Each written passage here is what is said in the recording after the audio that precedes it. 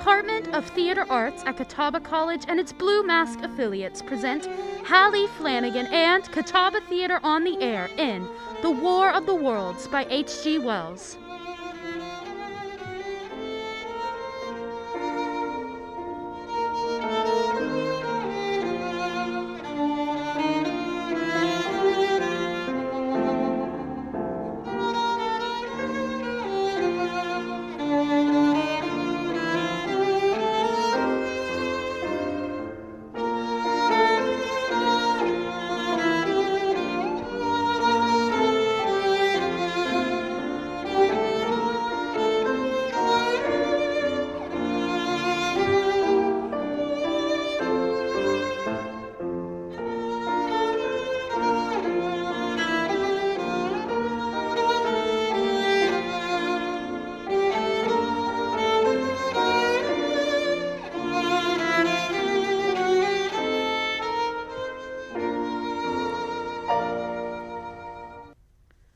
Ladies and gentlemen, the director of the Federal Theater Project and star of these broadcasts, Hallie Flanagan.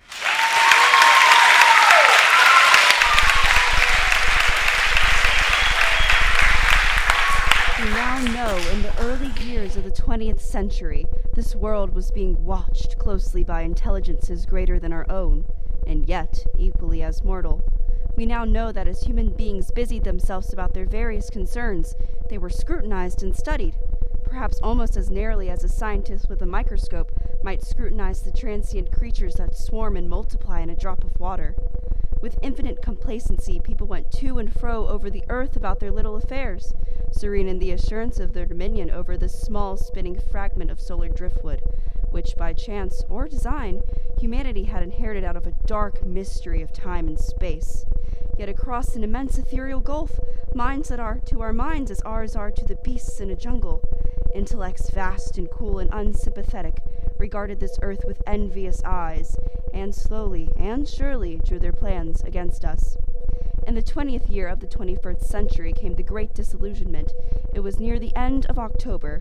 Business was better, the virus scare was declining, more Americans were back at work, sales were picking up. On this particular evening, October 30th, the Nielsen service estimated that 32 million people were listening in online. We're finally starting to see some of that nice fall weather, and for the next 24 hours, not much change in temperature. A slight atmospheric disturbance of undetermined origin is reported over Nova Scotia, causing a low-pressure area to move down rather rapidly over the northeastern states, bringing a forecast of rain, accompanied by winds of light gale force. High temperature of 66 degrees, low of 48. This weather report comes to you from the National Weather Service. We now take you to the Meridian Room in the Hotel Park Plaza in downtown New York, where you will be entertained by the music of Ramon Raquello and his orchestra.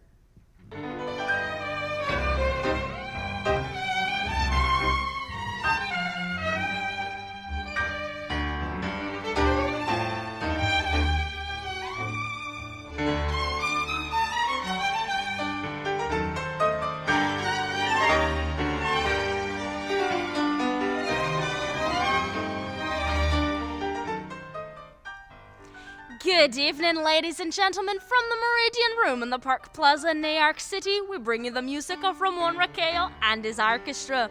With a touch of the Spanish, Ramon Raquello leads off with La Comparsita.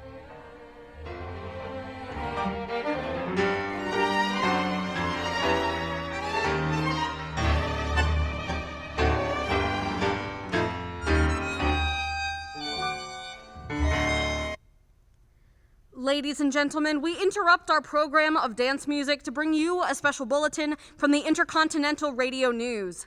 At 20 minutes before 8 Central Time, Professor Pangaposhkin of the Harvard College Observatory, Cambridge, Massachusetts, reports observing several explosions of incandescent gas occurring at regular intervals on the planet Mars. The spectroscope indicates this gas to be hydrogen and moving towards the Earth with enormous velocity. Professor Pearson of the observatory at Princeton confirms Dr. Pangaposhkin's observation and describes the phenomenon as, quote, like a jet of blue flame shot from a gun, unquote. We now return you to the music of Ramon Raquello, playing for you in the Meridian Room of the Park Plaza Hotel, situated in downtown New York.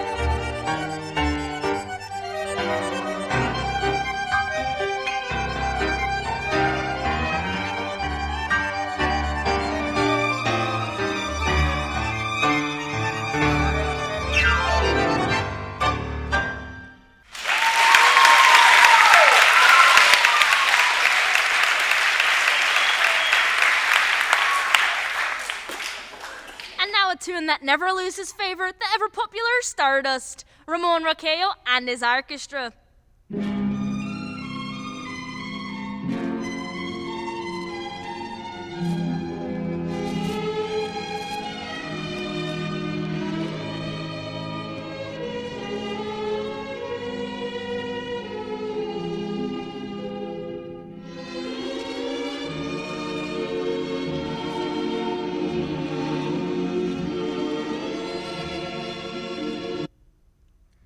Ladies and gentlemen, following on the news given in our bulletin a moment ago, the Government Meteorological Bureau has requested the large observatories of the country to keep an astronomical watch on any further disturbances occurring on the planet Mars.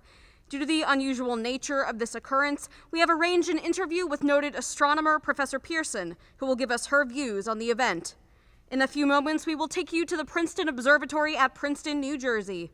We return you until then to the music of Ramon Raquello and his orchestra.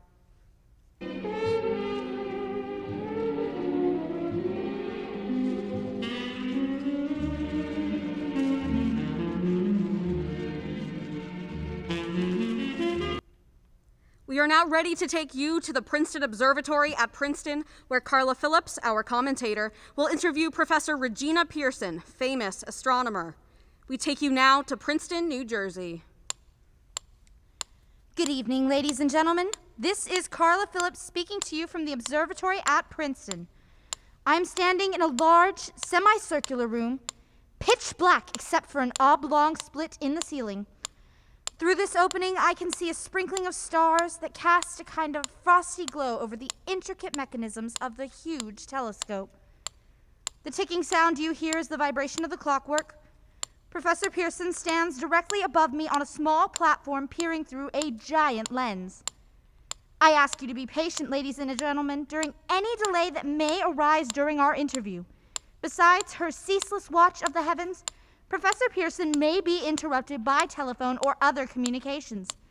During this period, she is in constant touch with the astronomical centers of the world. Professor, may I begin our questions? At any time, Miss Phillips.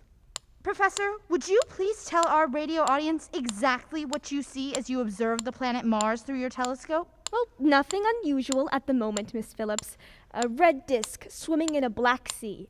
Transverse stripes across the disk, quite distinct now because Mars happens to be at the point nearest the Earth, in opposition, as we call it.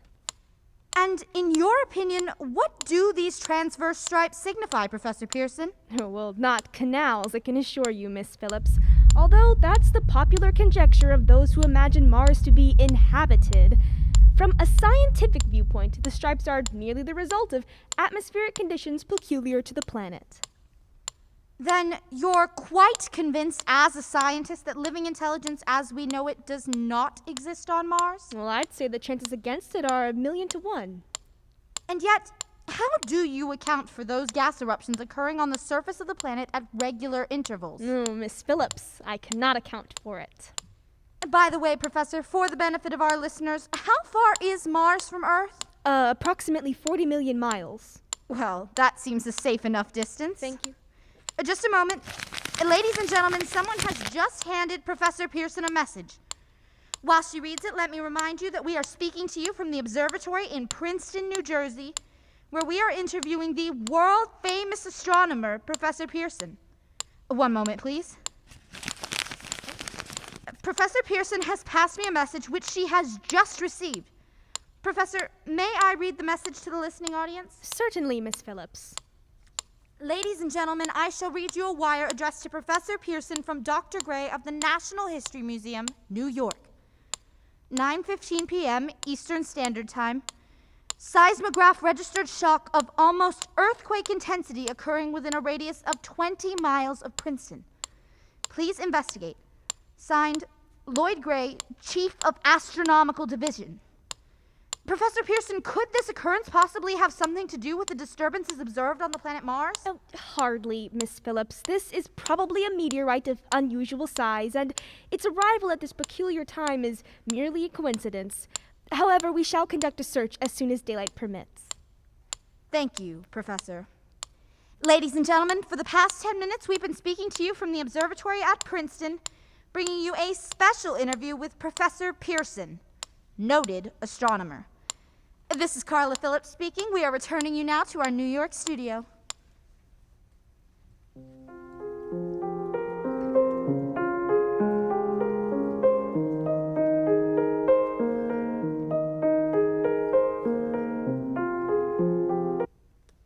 Ladies and gentlemen, here is the latest bulletin from the Intercontinental Radio News, Toronto, Canada. Professor Morse of McGill University reports observing a total of 3 explosions on the planet Mars between the hours of 7:45 p.m. and 9:20 p.m. Eastern Standard Time. This confirms earlier reports received from American observatories. Now, nearer home comes a special announcement from Trenton, New Jersey.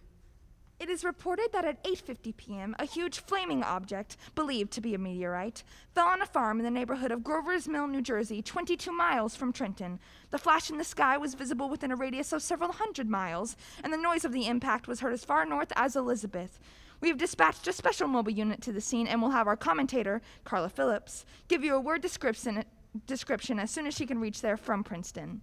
In the meantime, we take you to the Hotel Martinet in Brooklyn, where Bobby Millette and his orchestra are offering a program of dance music.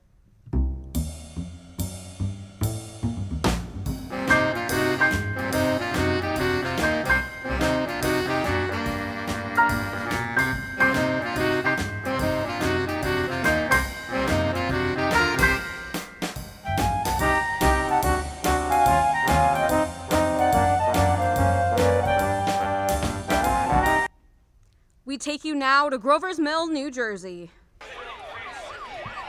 Ladies and gentlemen, this is Carla Phillips again at the Wilmeth Farm, Grover's Mill, New Jersey. Professor Pearson and myself made the 11 miles from Princeton in 10 minutes. Well, I hardly know where to begin to paint for you a word picture of the strange scene before my eyes. Like something out of a modern Arabian Nights. Well, I just got here. I haven't had a chance to look around yet. I guess that's it.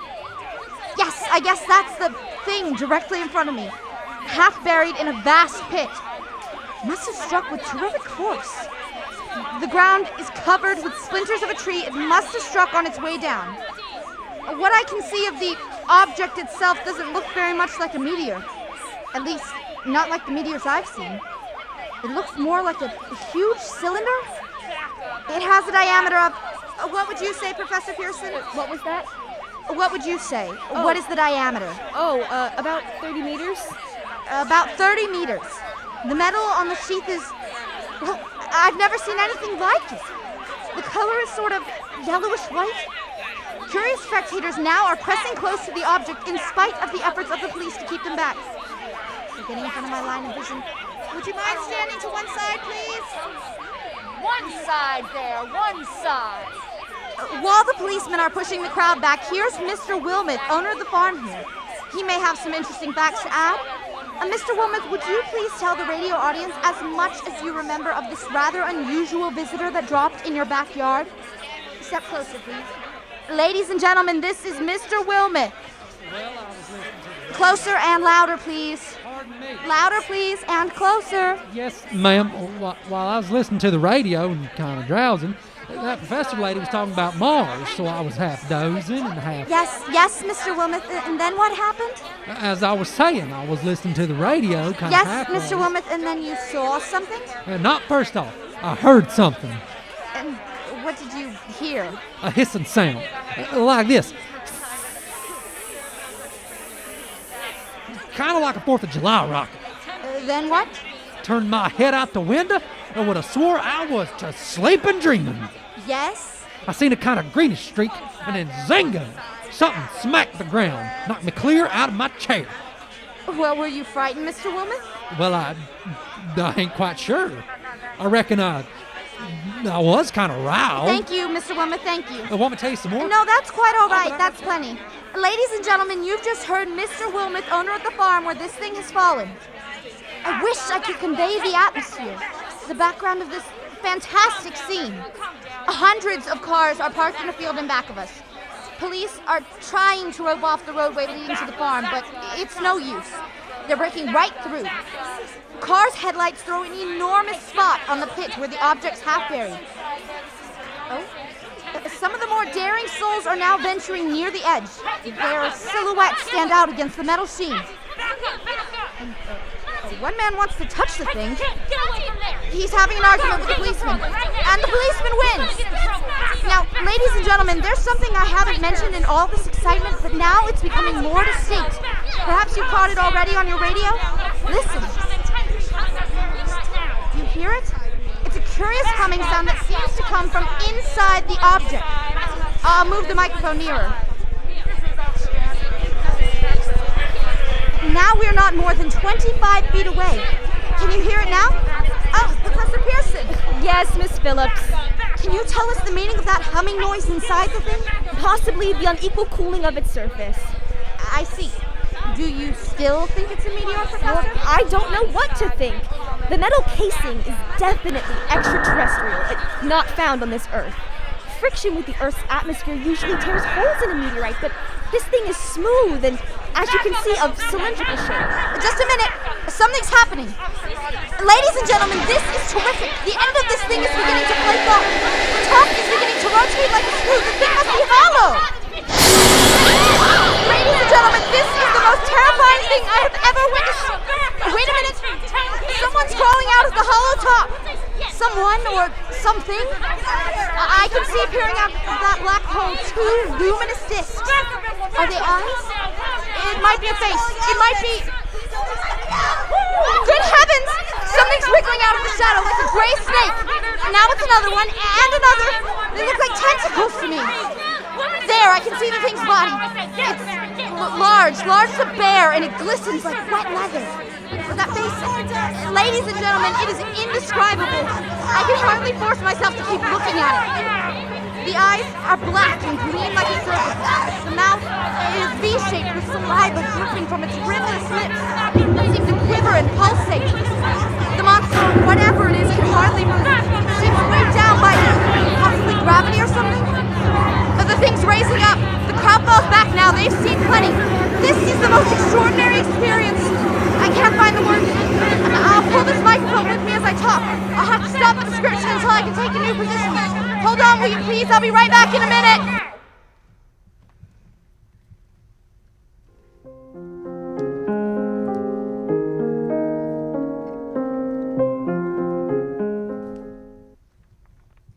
We are bringing you an eyewitness account of what's happening on the Wilmoth Farm, Grover's Mill, New Jersey.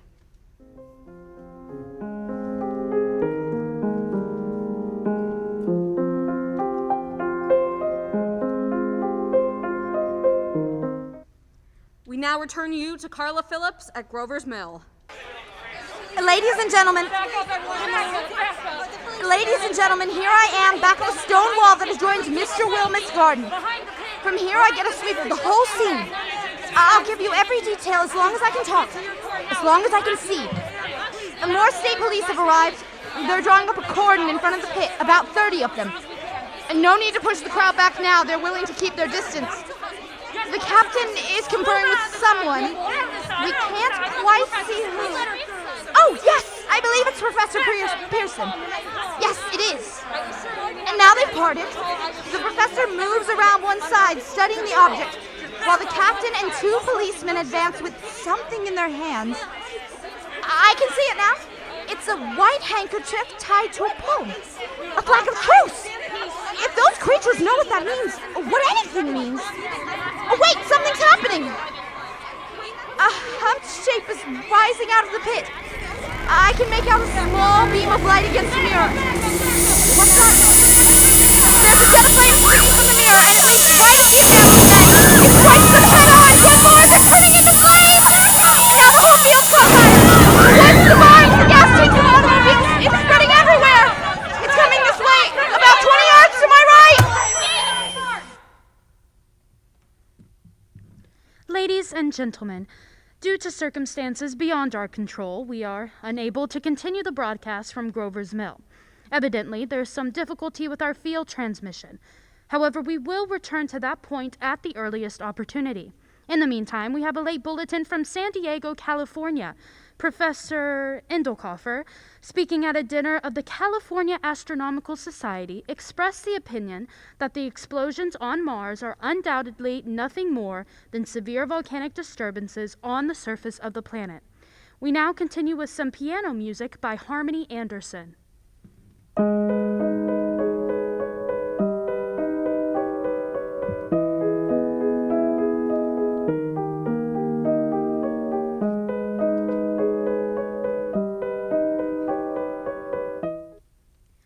Ladies and gentlemen, I have just been handed a message that came in from Grover's Mill by telephone. Just a moment. At least 40 people, including 6 state troopers, lie dead in a field east of the village of Grover's Mill. Their bodies burned and distorted beyond all possible recognition. The next voice you hear will be that of Brigadier General Montgomery Smith, commander of the state militia at Trenton, New Jersey. I have been advised, as the governor of New Jersey, to place the counties of Mercer and Middlesex, as far west as Princeton and east to Jamesburg, under martial law. No one will be permitted to enter this area, except by special pass issued by state or military authorities. 4 companies of state militia are proceeding from Trenton to Grover's Mill and will aid in the evacuation of homes within the range of military operations. Thank you. You have just been listening to General Montgomery Smith commanding the state militia at Trenton. In the meantime, further details of the catastrophe at Grover's Mill are coming in. The strange creatures, after unleashing their deadly assault, crawled back into their pit and made no attempt to prevent the efforts of firemen to recover the bodies and extinguish the fire. Combined fire departments of Mercer County are fighting the flames which menace the entire countryside. We have been unable to establish any contact with our mobile unit at Grover's Mill, but we hope to be able to return you there at the earliest possible moment. In the meantime, we take you... just one moment, please. Ladies and gentlemen, I have just been informed that we have finally established communication with an eyewitness of the tragedy. Professor Pearson has been located at a farmhouse near Grover's Mill, where she has established an emergency observation post. As a scientist, she will give you her explanation of the calamity. The next voice you hear will be that of Professor Pearson, brought to you by Direct Wire. Professor Pearson. Am I on? Oh, sorry. Of the creatures in the rocket cylinder at Grover's Mill, I can give you no authoritative information, either as to their nature, their origin, or their purposes here on Earth. Of their destructive instrument, I might venture some conjectural explanation. For want of a better term, I shall refer to the mysterious weapon as a heat ray. It's all too evident that these creatures have scientific knowledge far in advance of our own. It's a guess that in some way they are able to generate an intense heat in a chamber of practically absolute non-conductivity. This intense heat they project in a parallel beam against any object they choose by means of a polished parabolic mirror of unknown composition, much as the mirror of a lighthouse projects a beam of light. That is my conjecture of the origin of the heat ray. Thank you, Professor Pearson. Ladies and gentlemen, here is a bulletin from Trenton. It is a brief statement informing us that the charred body of Carla Phillips has been identified in a Trenton hospital. Now, here's another bulletin from Washington, D.C. The Office of the Director of the National Red Cross reports 10 units of Red Cross emergency workers have been assigned to the headquarters of the state militia stationed outside Grover's Mill, New Jersey. Here's a bulletin from State Police, Princeton Junction. The fires at Grover's Mill and vicinity are now under control. Scouts report all quiet in the pit and no sign of life appearing from the mouth of the cylinder. And now, ladies and gentlemen, we have a special statement from Mr. Harry McDonald, Vice President in charge of operations. We have received a request from the militia at Trenton to place at their disposal our entire broadcasting facilities. In view of the gravity of the situation and believing that radio has a responsibility to serve in the public interest at all times, we are turning over our facilities to the state militia at Trenton. We take you now to the field headquarters at the state militia near Grover's Mill, New Jersey. This is Captain Lansing of the Signal Corps attached to the state militia now engaged in military operations in the vicinity of Grover's Mill. Situation arising from the reported presence of certain individuals of unidentified nature is now under complete control. The cylindrical object, which lies in a pit directly below our position, is surrounded on all sides by 8 battalions of infantry, without heavy field pieces but adequately armed with rifles and machine guns. All cause for alarm, if such cause ever existed, is now entirely unjustified. The things, whatever they are, do not even venture to poke their heads above the pit. I can see their hiding place plainly in the glare of the searchlights here. With all their reported resources, these creatures can scarcely stand up against heavy machine gun fire. Anyway, it's an interesting outing for the troops. I can make out their khaki uniforms crossing back and forth in front of the lights. It looks almost like a real war. There appears to be some slight smoke in the woods bordering the Milliston River, probably fire started by campers. Well, we ought to see some action soon. One of the companies is deploying on the left flank, a quick thrust and it will all be over. Now, wait a minute. I see something on top of the cylinder. No, it's nothing but a shadow. Now the troops are on the edge of the Wilmouth farm. 7,000 armed men closing in on an old metal tube. Wait, that wasn't a shadow. It's something moving. Solid metal, kind of shield-like affair rising up out of the cylinder. It's going higher and higher. Why, it's standing on legs, actually rearing up on a sort of metal framework. Now it's reaching above the trees and the searchlights are on it. Oh, hold on!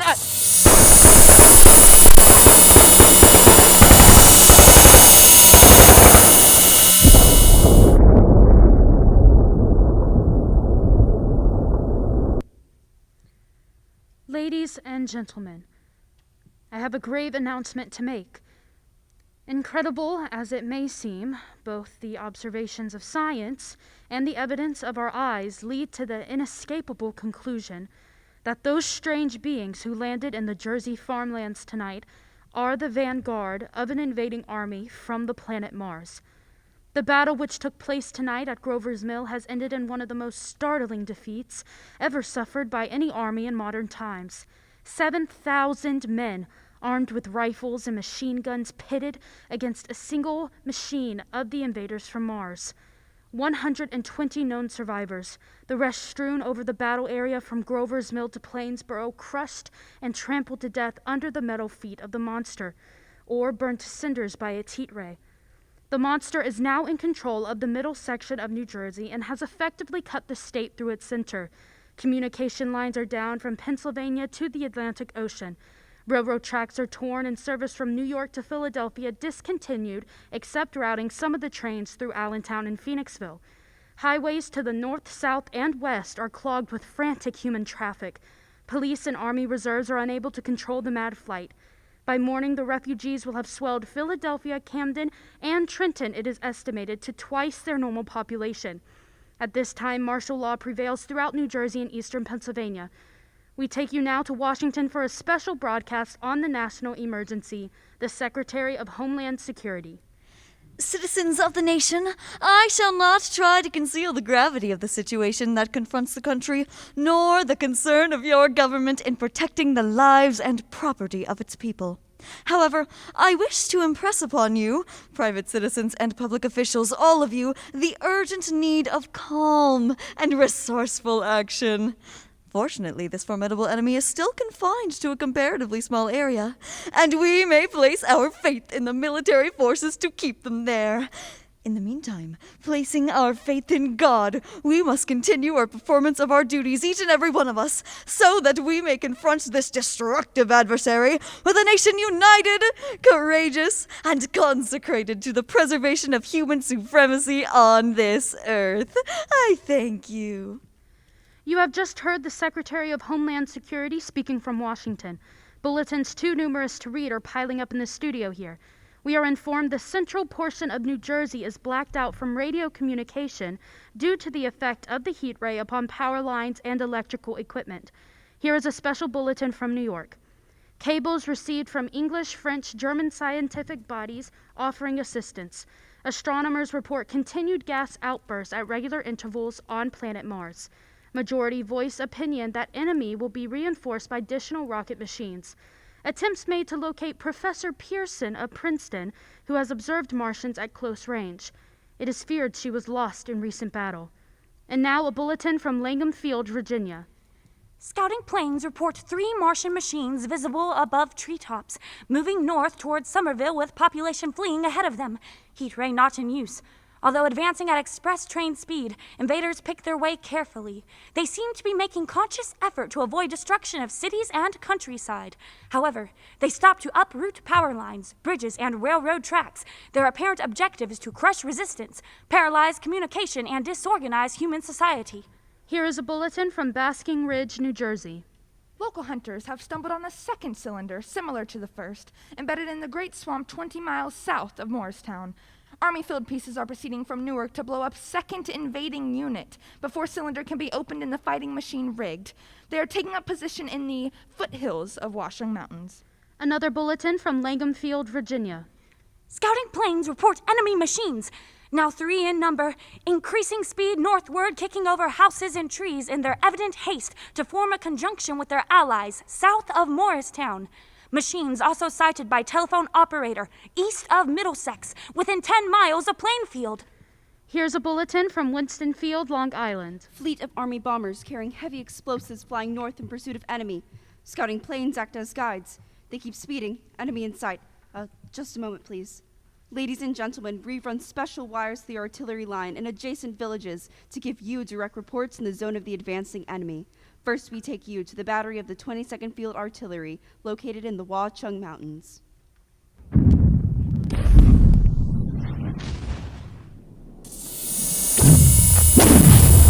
Range, 32 meters. 32 meters. Projection, 39 degrees. 39 degrees. Fire. 140 yards to the right, sir. Shift range, 31 meters. 31 meters. Projection, 37 degrees. 37 degrees. Fire! A hit, sir! We've got the tripod on one of them. They've stopped. The others are trying to repair it. Quick, get the range. Shift, 30 meters. 30 meters. Projection, 27 degrees. 27 degrees. Fire!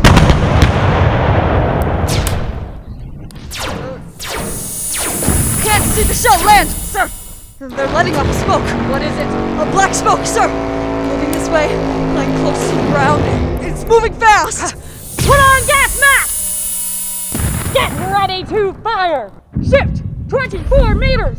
24 meters. Projection, 24 degrees. 24 degrees. Fire!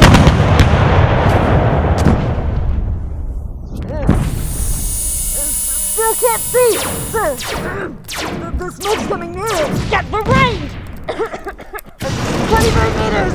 23 meters. 23 meters. Projection, 22 degrees. 22 degrees. Army bombing plane V-843 off Bayonne, New Jersey. Lieutenant Vaught, commanding 8 bombers, reporting to Commander Fairfax, Langham Field. This is Vaught reporting to Commander Fairfax, Langham Field. Enemy tripod machines now in sight, reinforced by 3 machines from the Morristown cylinder. 6 altogether. 1 machine partially damaged, believed hit by shell from Army gun in Washung Mountains.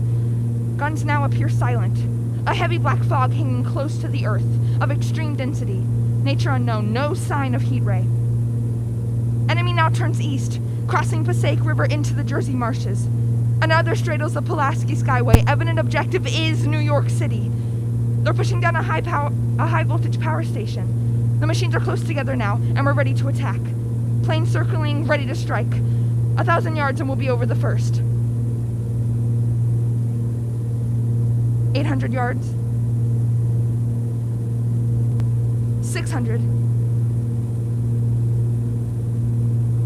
400. 200. There they go. The giant arm raised. A green flash! They're spraying us with flame. 2,000 feet. Oh, engines are giving out. No chance to release bombs. Only one thing left. Drop on them. Plane it all. We're diving on the first one. Now! The engine's gone.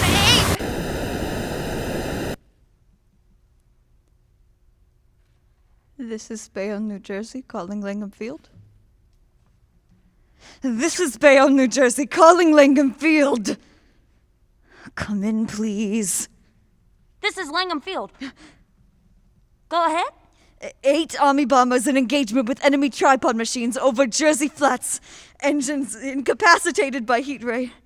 All crashed. 1 enemy machine destroyed. Enemy now discharging a heavy black smoke in the direction of... This is Newark, New Jersey. This is Newark, New Jersey. Warning, poisonous black smoke pouring in from Jersey marshes. Reaches South Street. Gas masks useless. Urge population to move into open spaces. Automobiles use routes 7, 23, 24. Avoid congested areas. Smoke now spreading over Raymond Boulevard. 2X2L, CQ. 2X2L, CQ. 2X2L, 8X3R. Come in, please. This is 8X3R. How's reception? How's reception? Okay, please. Where are you, 8X3R? What's the matter? Where are you?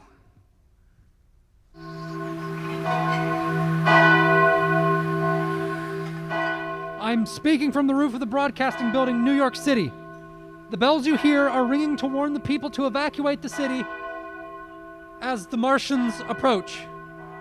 Estimated in the last 2 hours, 3 million people have moved out along the roads to the north. Hutchinson River Parkway still kept open for motor traffic. Avoid bridges to Long Island, hopelessly jammed. All communication with Jersey Shore closed 10 minutes ago. No more defenses. Our army wiped out. Artillery, Air Force, everything wiped out. This may be the last broadcast. We'll stay here to the end. People are holding service below us in the cathedral. Now I look down the harbor. All manner of boats overloaded with fleeing population pulling out from docks. Streets are all jammed. Noise of crowds like New Year's Eve in the city. Wait a minute. Enemy now inside above the palisades. 5 great machines. First one is crossing river. I can see it from here, wading the Hudson like a man wading through a brook. A bulletin's handed to me. Martian cylinders are making landfall all over the country. One outside Buffalo, one in Chicago, St. Louis. Seem to be timed and spaced. Now the first machine reaches the shore. He stands watching, looking over the city. His steel, cowlish head is even with the skyscrapers. He waits for the others. They rise like a line of new towers on the city's west side. Now they're lifting their metal hands. This is the end now. Smoke comes out. Black smoke drifting over the city. People in the streets see it now. They're running towards the East River. Thousands of them dropping in like rats. Now the smoke's spreading faster. It's reached Times Square. People trying to run away from it, but it's no use. They're falling like flies. Now the smoke's crossing 6th Avenue, 5th Avenue, 100 yards away. It's 50 feet.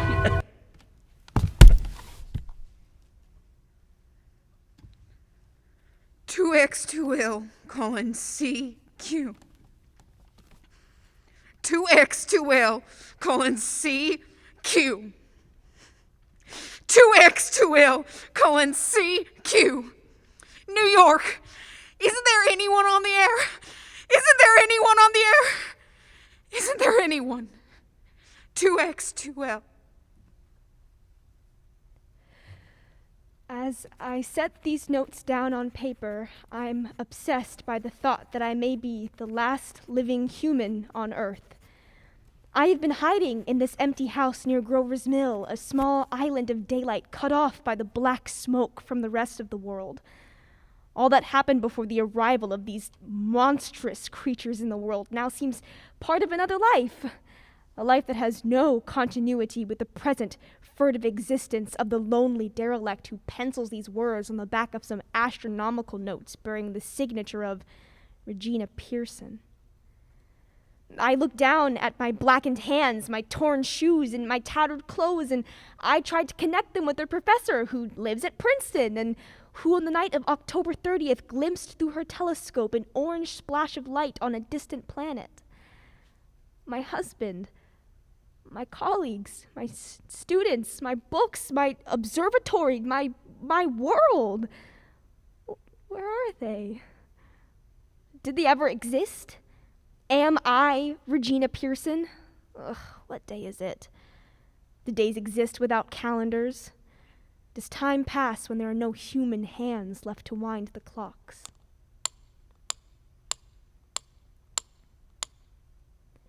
In writing down my daily life, I tell myself I shall preserve human history between the dark covers of this little book that was meant to record the movements of the stars, but to write I must live, and to live I must eat. I'd find moldy bread in the kitchen and an orange not too spoiled to swallow. I keep watch at the window. From time to time, I catch sight of a Martian above the black smoke. The smoke still holds the house in its black coil, but at length there is a hissing sound, and suddenly I see a Martian mounted on his machine, spraying the air with a jet of steam as if to dissipate the smoke. I watch in a corner as his huge metal legs nearly brush against the house. Exhausted by terror, I fall asleep. It's morning. Morning. Sun streams in the window. The black cloud of gas has lifted, and the scorched meadows to the north look as though a black snowstorm has passed over them. I venture from the house. I make my way to a road. No traffic. Here and there, a wrecked car, baggage overturned, a blackened skeleton. I push on north. For some reason, I feel safer trailing these monsters than running away from them. And I keep a careful watch. I've seen the Martians feed. Should one of their machines appear over the tops of the trees, I am ready to fling myself flat on the earth. I come to a chestnut tree. October chestnuts are ripe. I'd fill my pockets. I must keep alive. 2 days I wander in a vague, northerly direction through a desolate world. Finally, I notice a living creature, a small red squirrel in a beech tree. I stare at him in wonder, and he stares back at me. I believe at that moment the animal and I shared the same emotion, the joy of finding another living being. I push on north. I find dead cows in a brackish field. Beyond the charred ruins of a dairy farm, the silo remains standing guard over the wasteland like a lighthouse, deserted by the sea. Astride the silo perches a weather vane. The arrow points north. North. Next day, I came to a city vaguely familiar in its contours, yet its buildings strangely dwarfed and leveled off as if a giant hand sliced off its highest towers with a capricious sweep of his hand. I reached the outskirts. I'd found Newark, undemolished but humbled by some whim of the advancing Martians. Presently, with an odd feeling of being watched, I caught sight of something crouching in the doorway. I made a step towards it, and it rose up and became a man. A man armed with a large knife. Stop! Where did you come from? I come from many places. A long time ago, from Princeton. Princeton, huh? That's near Grover's Mill. Yes. Grover's Mill. There's no food here. This is my country. All this end of town down to the river. There's only food for one. Which way are you going? I don't know. I guess I'm looking for people. What was that? Did you hear something just then? Only a bird. A live bird. You get to know that birds have shadows these days. Say, we're in the open here. Let's go on to this doorway and talk. Have you seen any Martians? Nah. They've gone over to New York. At night, the sky is alive with their lights, just as if people were still living in it. By daylight, you can't see them. 5 days ago, a couple of them carried something big across the flats from the airport. I believe they're learning how to fly. Fly? Yeah, fly. Ugh, then it's all over with humanity. Well, stranger, there's still you and I. 2 of us left. They got themselves in solid. They wrecked the greatest country in the world. Those green stars, they're probably falling somewhere every night. And they've only lost 1 machine. There isn't anything to do. We're done. We are beat. Where were you? You're in a uniform. Yeah, what's left of it. I was in the militia. National Guard. That's good. Wasn't any war any more than there's war between men and ants. Yeah, and we're eatable ants. I found that out. What will they do with us? I've thought it all out. Right now, we're caught as we're wanted. The Martians only have to go a few miles to get a crowd on the run. But they won't keep doing that. They'll begin catching us systematic-like. Keeping the best and storing us in cages and things. They haven't begun on us yet. Not begun? Not begun. All that's happened so far is because we don't have enough sense to keep quiet. Bothering them with guns and such stuff and losing our heads and rushing off in crowds. Now, instead of rushing around blind, we've got to fix ourselves up. Fix ourselves up according to the way things are now. Cities, nations, civilization, progress. Done. But if that's so, what is there to live for? Well, there won't be any more concerts for a million years or so. And no nice little dinners at restaurants. If it's amusement you're after, I guess the game's over. And what is there left? Life. That's what. I want to live. Yeah, and so do you. We are not going to be exterminated. And I don't mean to be caught either. And tamed and fattened and bred like an ox. What are you gonna do? I'm going on. Right under their feet.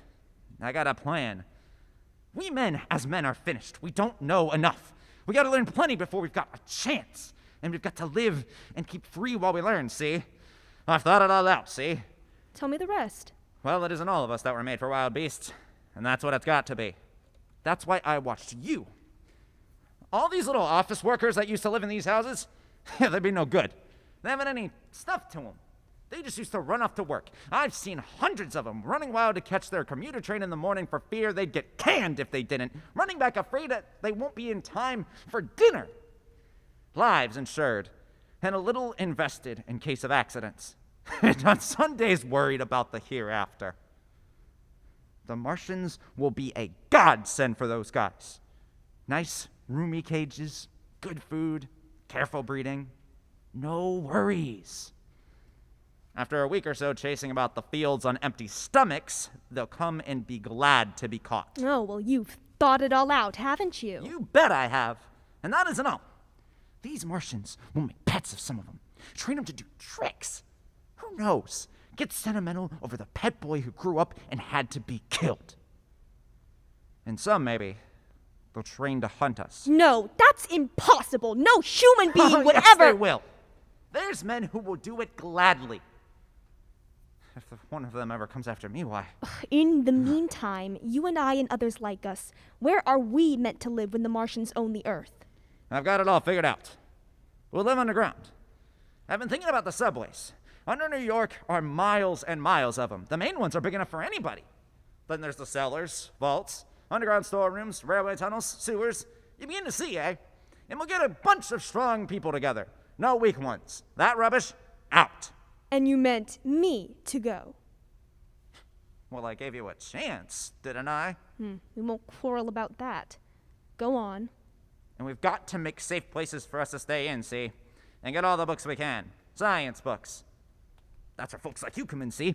We'll raid the museums. We'll even spy on the Martians. It may not be so much we have to learn before. Just imagine this.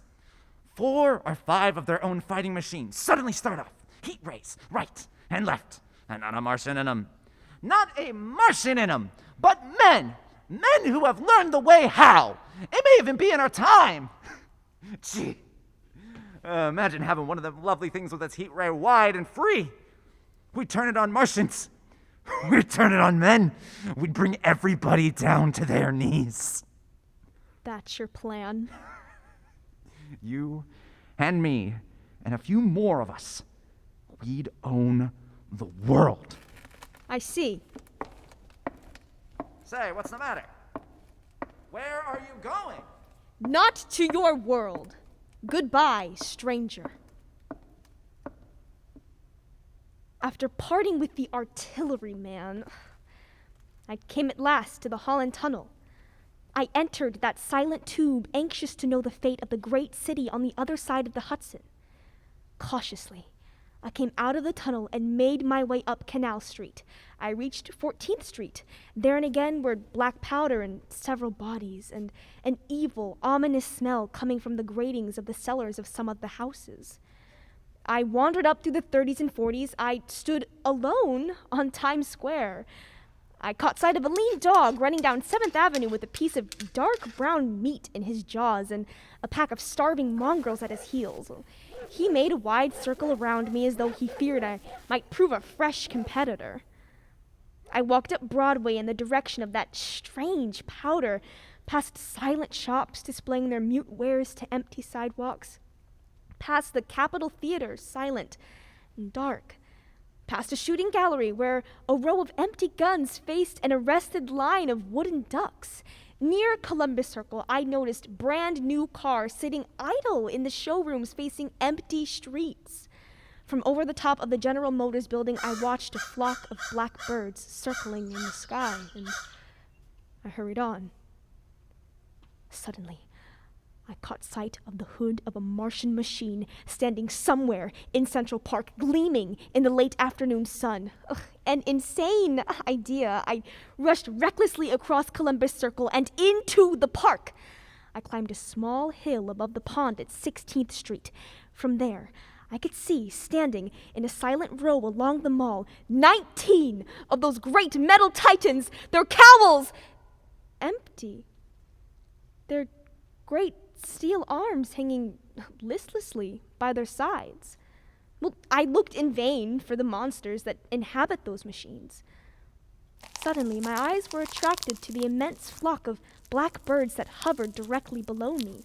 Well, they circled to the ground, and there, before my eyes, stark and silent, lay the Martians with the hungry birds pecking and tearing brown shreds of flesh from their dead bodies. Later, when their bodies were examined in the laboratories, it was found that they were killed by the putrefact disease caused by a novel coronavirus, against which their systems were unprepared. Slain, after all men's defenses had failed, by the humblest thing that God in his wisdom put upon this earth. Before the cylinder fell, there was a general persuasion that through all the deep of space, no life existed beyond the petty surface of our minute sphere. Well, now we see further. Dim and wonderful is the vision I have conjured up in my mind of life, spreading slowly from this little seedbed of the solar system throughout the inanimate vastness of sidereal space, but that is a remote dream. It may be that the destruction of the Martians is only a reprieve, and to them, and not to us, is the future ordained, perhaps. Strange it now it seems to sit in my peaceful study at Princeton, writing down this last chapter of the record begun at a deserted farm in Grover's Mill. Strange to see from my window the university spires, dim and blue through an April haze. Strange to watch children playing in the streets, and strange to see young people strolling on the green where the new spring grass heals the last black scars of a bruised earth. Strange to watch the sightseers enter the museum where the disassembled parts of a Martian machine are kept on public view. Strange when I recall the time when I first saw it, bright and clean-cut, hard and silent, under the dawn of that last great day.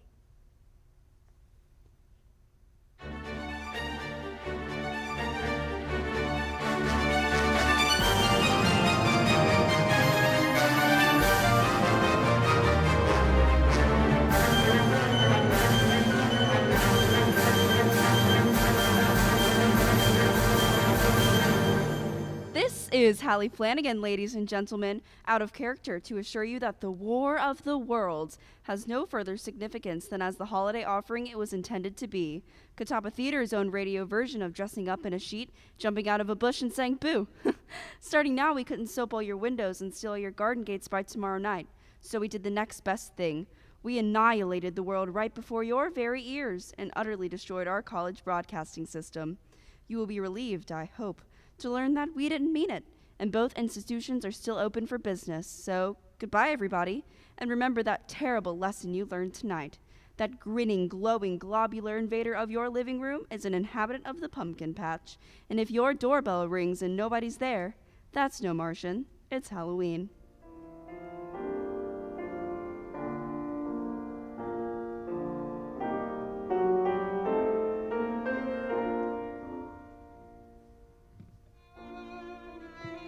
Tonight, the Department of Theater Arts at Catawba College and its Blue Mask affiliates have brought you The War of the Worlds by H.G. Wells, a dramatic broadcast featuring Hallie Flanagan and Catawba Theater on the Air.